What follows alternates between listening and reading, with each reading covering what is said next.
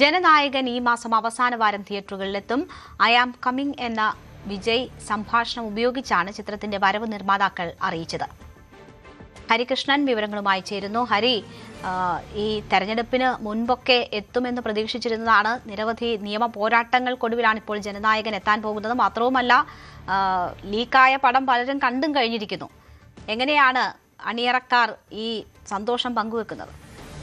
രേണുക, ജനുവരി 9 release ചെയ്യേണ്ടിയിരുന്ന ചിത്രം, എന്നാൽ ജനുവരി 4 മുതൽ തുടങ്ങിയ നിയമക്കുരുക്കുകളും ഹൈക്കോടതി ഡിവിഷൻ ബെഞ്ചിൽ നിന്ന് സുപ്രീം കോടതിയിലേക്ക് പോയതും അത് കഴിഞ്ഞ് തിരിച്ച് ഡിവിഷൻ ബെഞ്ചിലേക്ക് വന്നതും ഒക്കെ തന്നെ നമ്മൾ കണ്ടതാണ്. അതിന് പിന്നാലെ ജനനായകൻ എന്ന ചിത്രത്തിന്റെ പ്രിന്റ് എഡിറ്റിംഗ് ടേബിളിൽ നിന്നും ലീക്ക് ചെയ്യപ്പെട്ട ഒരു സാഹചര്യവും ഉണ്ടായി. അതിന് പിന്നിലുള്ള അന്വേഷണം ഇപ്പോഴും നടക്കുകയാണ്. പക്ഷേ ഓൺലൈനിൽ നിന്ന് മാത്രം 1 കോടി കണ്ട സിനിമ, എന്നാൽ പോലും വിജയ് ഇപ്പോൾ തമിഴ്നാട് മുഖ്യമന്ത്രിയായിരിക്കെ വിജയുടെ ഒരു ചിത്രം തിയേറ്ററുകളിലേക്ക് വരിക എന്ന രീതിയിലേക്ക് മാറുകയാണ്. ജനനായകൻ എന്ന ചിത്രത്തിന്റെ പ്രധാനപ്പെട്ട അപ്ഡേറ്റ് ഇന്ന് വൈകുന്നേരത്തോടുകൂടി വ്യക്തമാകും. റിലീസ് തീയതി എന്നായിരിക്കുമെന്നത് സംബന്ധിച്ച് ഈ മാസം 24 അല്ലെങ്കിൽ 31 തന്നെയാണ് ചിത്രത്തിന്റെ അണിയറ പ്രവർത്തകർ പറയാതെ പറയുന്നത്. ഇതിനു മുൻപും സമാനമായ രീതിയിൽ മാർച്ച്, ഏപ്രിൽ, മെയ് മാസങ്ങളിലൊക്കെ തന്നെ ചിത്രം തിയേറ്ററുകളിൽ എത്തുമെന്നുള്ള ഒരു തോന്നലൊക്കെ ഉണ്ടാക്കിയിരുന്നു. പക്ഷേ ഔദ്യോഗികമായി നിർമ്മാതാക്കൾ ഒന്നും തന്നെ അറിയിച്ചില്ല. ഇപ്പോഴിതാ മൗനം വെടിഞ്ഞുകൊണ്ട് നിർമ്മാതാക്കൾ തന്നെ, KBN പ്രൊഡക്ഷൻസ് എന്ന നിർമ്മാണ കമ്പനി തന്നെ ജനനായകന്റെ വരവ് അറിയിക്കുകയാണ്.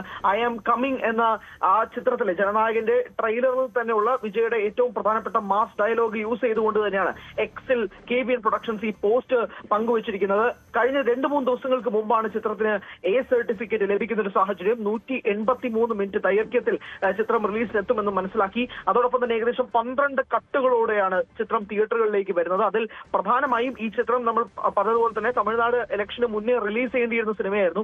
അവിടെ TVK എന്ന് പലകുറിയായി ഈ ചിത്രത്തിൽ ഉപയോഗിച്ചിരുന്നു.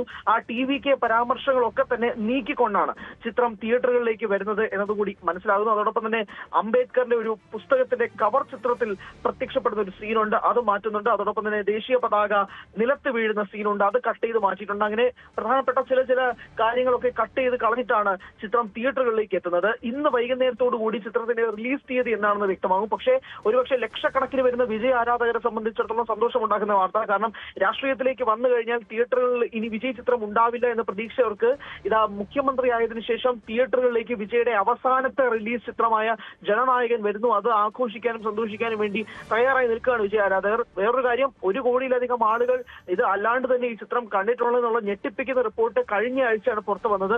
അത് തിയേറ്റർ കളക്ഷനെ ബാധിക്കുമോ എന്നറിയില്ല. അതോടൊപ്പം തന്നെ ചിത്രത്തിന്റെ ടിക്കറ്റ് നിരക്കുമായി ബന്ധപ്പെട്ട് വിജയ് സർക്കാർ കഴിഞ്ഞ ദിവസം തന്നെ ഒരു കാര്യം പറഞ്ഞിരുന്നു. ഈ ബ്ലാക്കിന് ടിക്കറ്റ് വിൽക്കുക, അതായത് അനധികൃതമായി ടിക്കറ്റ് റേറ്റിന് മുകളിൽ ടിക്കറ്റ് വിൽക്കുന്ന ഒരു സാഹചര്യം പല വിജയ് ചിത്രങ്ങൾക്കും ഉണ്ടാകാറുണ്ട്.